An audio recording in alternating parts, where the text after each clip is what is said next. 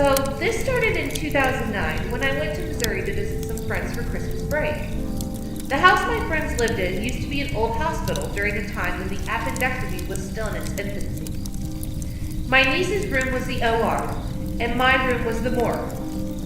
No kidding, during this place's heyday as a hospital.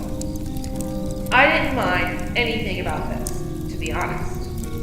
I had been warned that the house was haunted, and again, I didn't care.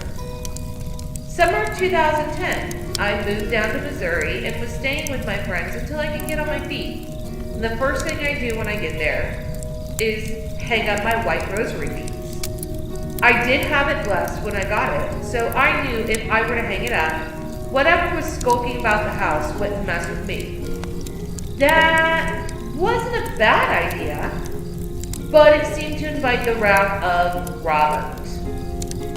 He would skulk about the house, mostly up and down the catwalk landing outside the bedrooms. Remember, they used to be OR and morgue. And he complained at great length and volume about me. Like, I don't know what his problem was with me. I was never clear on that.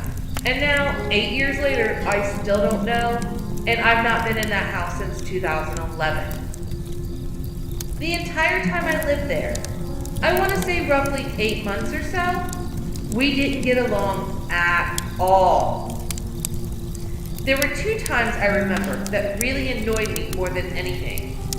I had gone out on an errand and I'd come back to put something in my bedroom and noticed on my bedroom door 3 claw marks. Think the movie cover, the old Howling movie from the 1980s, that kind of claw marks.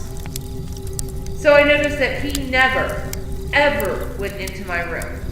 But I did notice when I was hanging out with my niece in her room, my face would get eerily hot near my ear, and I could feel like little bursts of air on my face, like if someone were shouting at me. Strange, but the piece de resistance for me was when I was sleeping one morning, and it was about, I want to say 8 o'clock, and I hear, "Tabitha, you fucking bitch!" out in the hallway. My first name is Tabitha. In the moment, I thought it was one of my roommates, and I admit, I was pissed. I got up and stalked to the door, which was only 3 feet from my bed. So in that time, there was no way, if there was a person, they would have been able to get down the stairs and out into the common areas without being seen. I yank the door open and shout, "What in the fuck is your Wait, where'd you go?" I go downstairs, and there's a couple of my roommates downstairs just getting their day started, and I asked if the one roommate I thought it was around.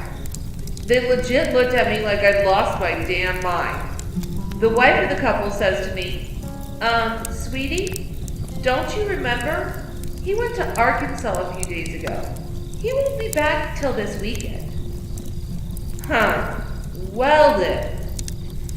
Not long after that, there was a paranormal team that was coming down from Rolla, and they had a couple trainees with them and wanted to do a ghost hunt in the house. I, by then, had moved out into my apartment up the hill, so it wasn't tough to just walk down and jump right into the hunt too. There were a couple weird things that happened that night. The first one of the lead investigators and I were sitting in the stairwell to the house, and we decided to do an EVP session. We would ask a question, wait a few seconds, ask another one, and so on for about 10 minutes. After that, we'd play back to see if we got anything in the recording. On the question where we asked, "What's your name?" a few seconds later, we heard a deep male voice say, "I have no name." The lead investigator and I just kind of looked at each other wide-eyed like, what the fuck did we just hear? I've been around ghosts my entire life. That, I think, was one of the most unsettling and albeit heart-rending experiences I've ever had. It turns out, I later discovered, my niece had visited Alcatraz Island one summer when she was out in California visiting her family.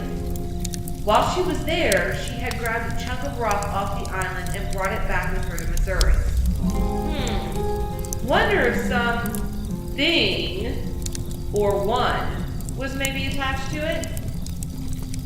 That same night, in the room that my old roommate was staying in, the one that was in Arkansas when Robert cussed me out in the hallway, there was static night vision cameras set up, and it had caught some rather interesting footage of this ball of light coming up from the corner of the floor.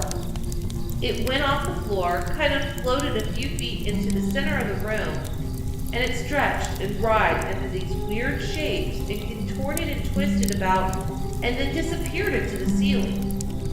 We saw the footage the next day when we did the video review. For context, earlier that summer we had a nasty house fire in which my niece and I had almost died.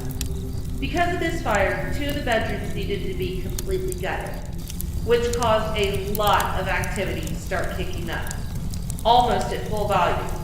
We'd hear music, knock on walls, voices, all sorts of weird stuff. During the renovation, when we went to take apart my nephew's room, one of the 2 rooms that had sustained the most damage, my friend had taken one of his posters down off the wall, and there were all these humanoid shapes behind it on the wall in the soot. There must have been like 8 or 9 of them. That was unsettling.